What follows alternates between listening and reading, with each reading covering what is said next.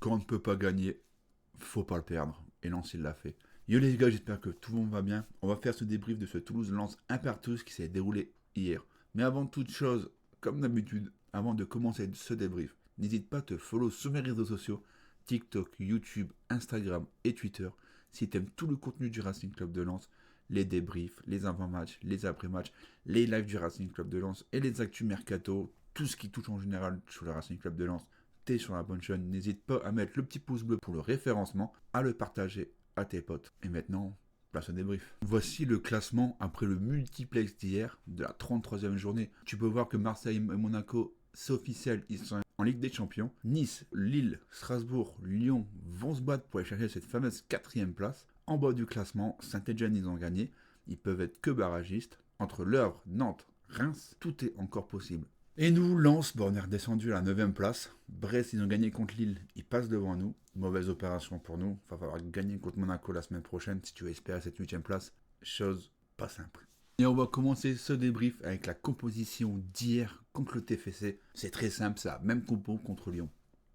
Pourquoi Steele n'a pas d'idée?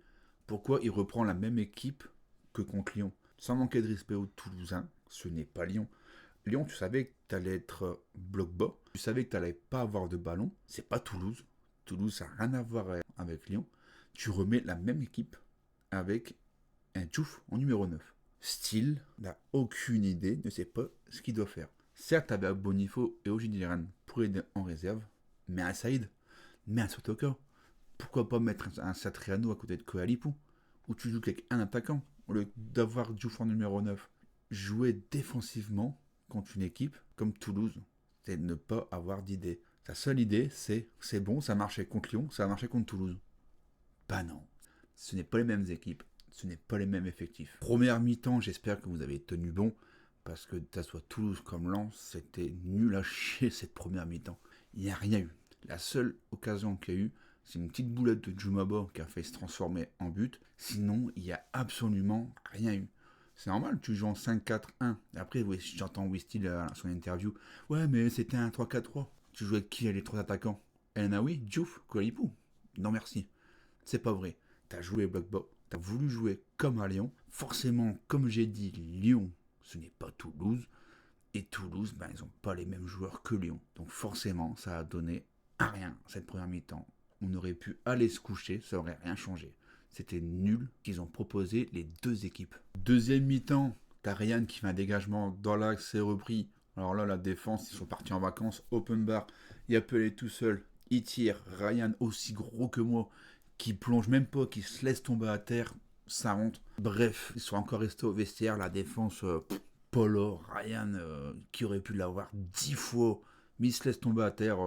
C'est bien beau de faire ta révélation à Bollard, mais t'es aussi là pour faire des arrêts.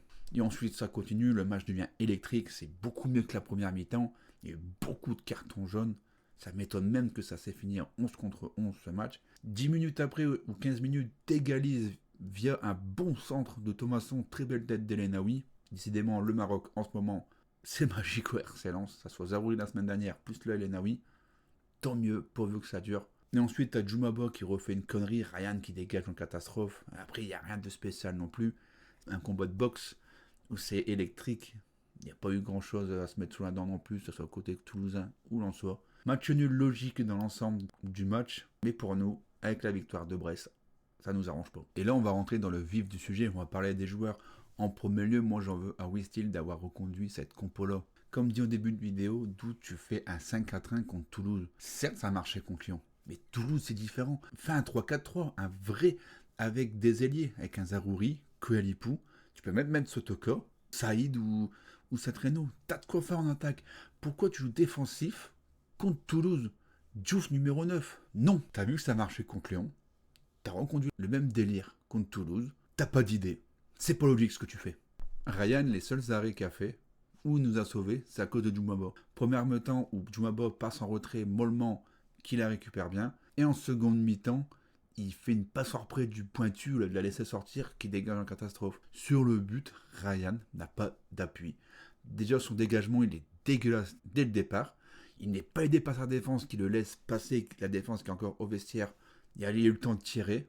Et il se laisse tomber à terre. Ryan, moi, je veux plus le voir au RC Lens. Que ce soit Kofi ou Ryan, pour moi, il faut chercher quelqu'un d'autre. Je n'ai pas confiance en lui. Tom Pouilly, ça a été légèrement mieux que contre Lyon. À Lyon, il s'est pris un Fofana. C'est normal, c'est un gros morceau. Pour son premier match, c'est pas évident. Hier soir, ça a été mieux.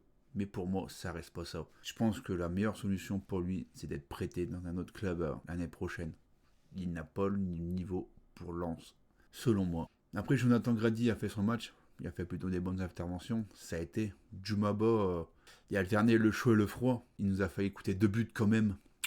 Ce n'est pas dans ses habitudes. Medina, Medina, je pensais qu'il aurait pris un rouge. Ça, c'est l'Argentin qu'on aime, qui va chercher, qui va au contact, peut-être même trop. Mais moi, c'est le Medina que je veux à chaque match. Il y va au duel, il n'y a pas peur, il monte, il propose une attaque, il revient très vite. Pour moi, il a fait un très bon match, même s'il a vraiment frôlé le rouge à un certain moment. Et Machado qui a fait un match correct à gauche, qui a fait des bonnes percées, et ça n'a rien donné ces percées vu qu'il n'y avait personne devant. Ton milieu de terrain à 3, Thomasson, à part sa passe décisive, il n'y a rien fait du match, transparent. Mendy a été plutôt solide, qui a récupéré beaucoup de ballons. Elanaoui, comme d'habitude, taille patron, homme du match, organisateur de jeu. Malheureusement, pour moi, il n'y a rien à faire au RC Lens. Il va aller dans un plus grand club de Lens, même si j'aimerais vraiment le garder, mais il est tout seul dans cette équipe, j'ai l'impression. Koalipou, il n'y a rien eu devant à se mettre sous la dent. Aucun centre, aucun bon ballon à jouer, fantomatique. Et Diouf, ça reste Diouf. Je veux le voir quitter le RC Lens. Je suis passé de la frustration avec lui. Là, ça devient lassant. C'est toujours la même chose. À chaque fois, il en dribble 1, il en dribble 2. Il perd le ballon. Au lieu de faire la passe, au lieu de tirer, à chaque fois, c'est la même chose. Ça devient lassant. Depuis 2 ans, il progresse pas. Je pense qu'il y a un souci quelque part avec ce joueur. C'est un joueur hyper talentueux. Je suis sûr à 100% qu'il, quand il va quitter le RC Lens, il va exploser à l'air. Mais à Lens, on ne trouve pas la solution pour le mettre dans de bonnes conditions. Niveau des remplaçants, je trouve que Zahouri qui a fait plutôt une bonne rentrée à la place de Machado qui est sorti blessé. Même si Zahouri n'est pas un piston gauche, je trouve que ça a été quand même. Il commence à prendre ses marques, j'ai l'impression, à ce poste-là. Et tous les autres, Satriano, Saïd, invisibles. On les a pas vus. Donc ouais, l'ensemble du match assez triste de Lens.